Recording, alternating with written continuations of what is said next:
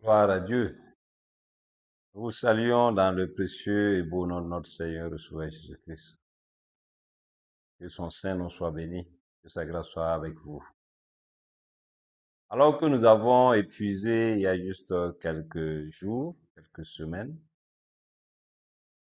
le premier cas du XXIe siècle, on est en droit de se poser quelles sont les attentes et les priorités de Dieu vis-à-vis de l'Église et vis-à-vis du peuple qu'il a racheté à grand prix.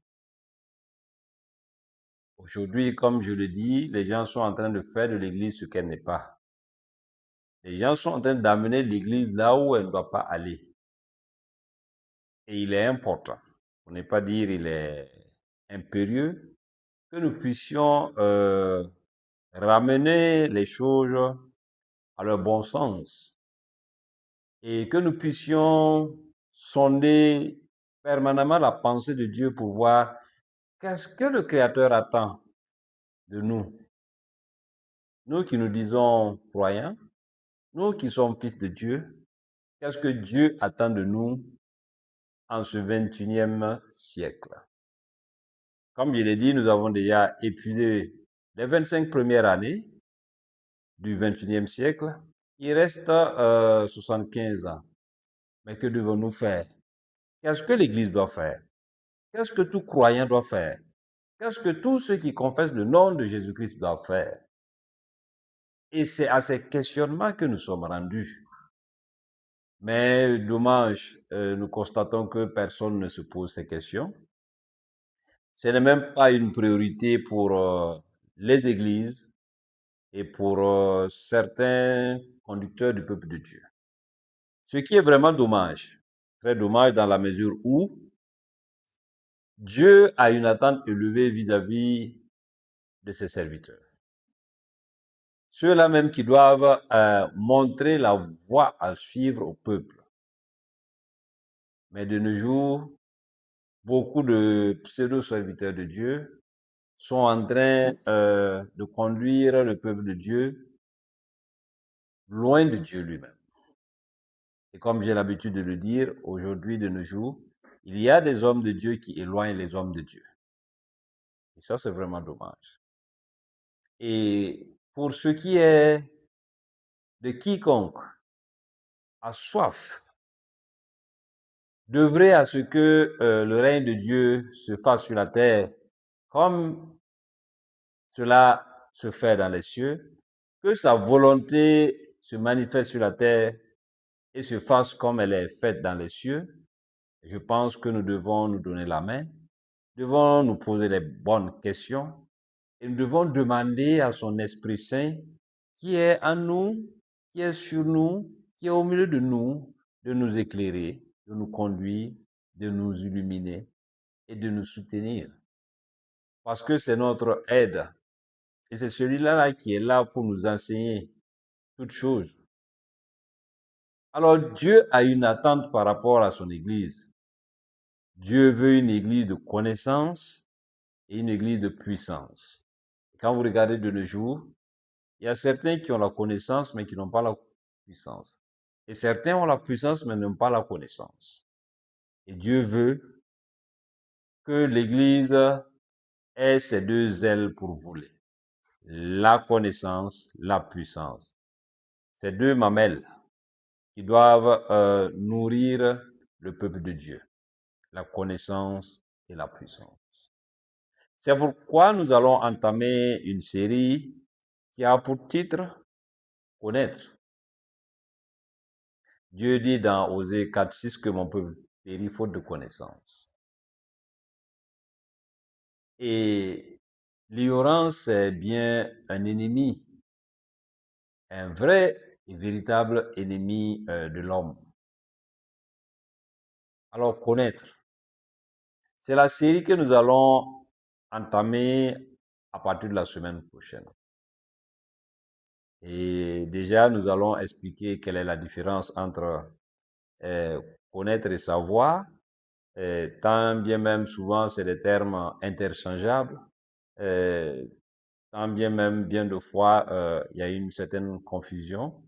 Et il est plus indiqué que on puisse établir une bonne compréhension de ces deux notions-là, connaître et savoir. Et nous allons, à travers cette série qui s'intitule Connaître, essayer de voir qui est la personne que nous disons servir, que nous disons aimer, que nous disons rechercher. Dieu. Beaucoup disent qu'ils servent Dieu, mais peut-on servir quelqu'un qu'on ne connaît pas? Quelqu'un m'a dit la dernière fois, ah, nous sommes en train de chercher Dieu. Mais peut-on chercher, peut-on rechercher celui qu'on ne connaît pas? Alors connaître Dieu. À travers cette série, nous allons essayer d'explorer tous les contours et tous les pourtours de cette question. Qui est Dieu?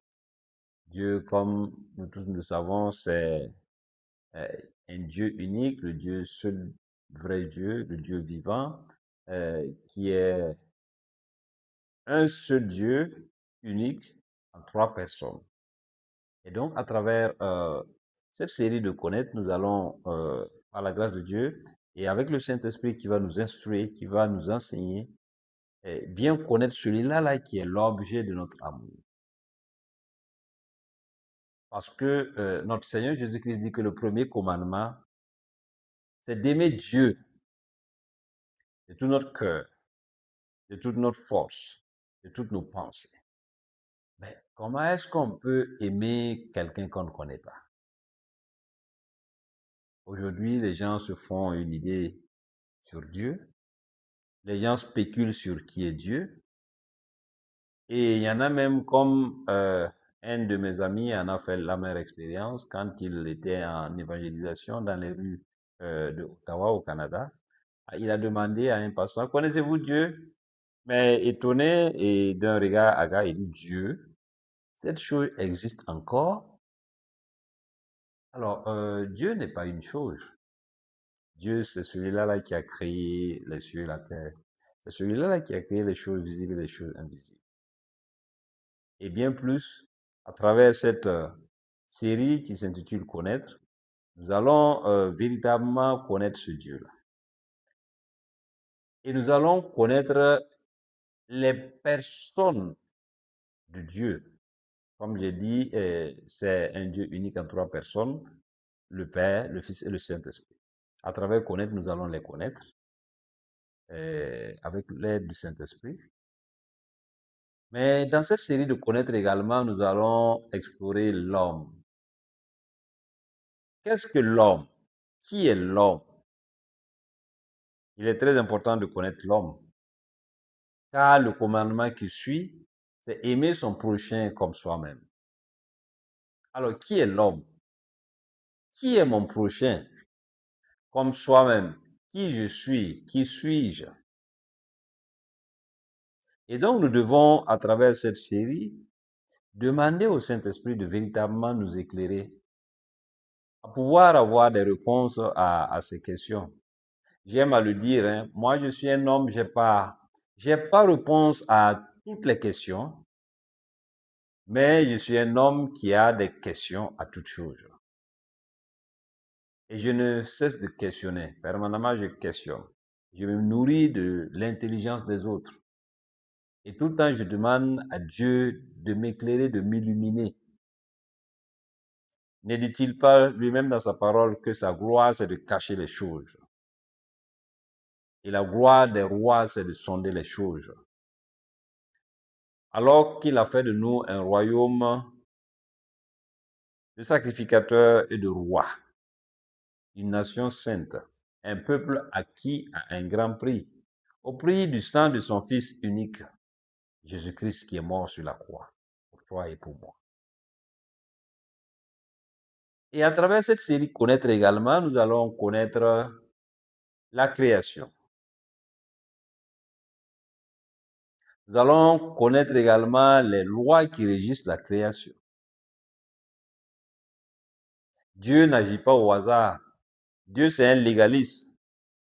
Et Dieu agit suivant les lois, les préceptes, les ordonnances et les commandements qu'il a lui-même établis. Alors donc, cette série Connaître est très importante pour tout un chacun. Et la série ne s'adresse pas aux chrétiens. Toute personne humaine trouvera son compte à travers cette thématique-là.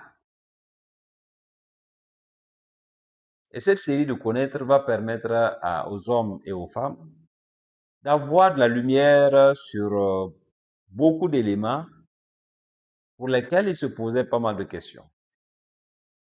Et ça va permettre à tout un chacun de faire un pas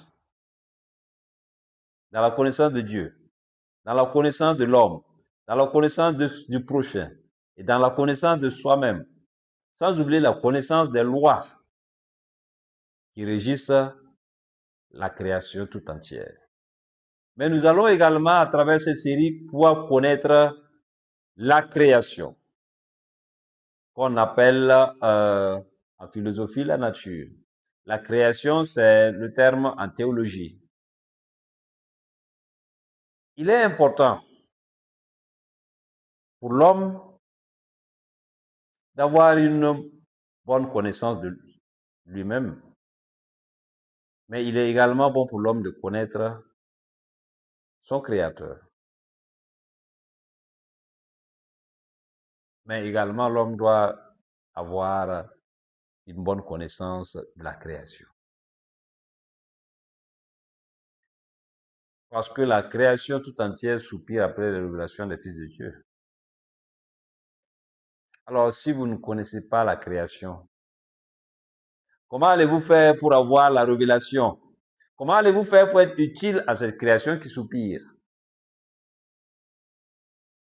Bien-aimés, aménagez vos agendas, partagez au maximum cette bonne nouvelle et donnons-nous rendez-vous à partir de la semaine prochaine pour entamer cette série de connaître. Nous allons entrer en profondeur pour découvrir des trésors. Car le véritable trésor, on le découvre durant l'exploration. Et nous allons explorer. Nous allons explorer beaucoup de questions. Nous allons explorer beaucoup d'objets.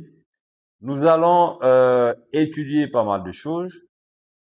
Et nous allons, en fin de compte, avoir de la matière.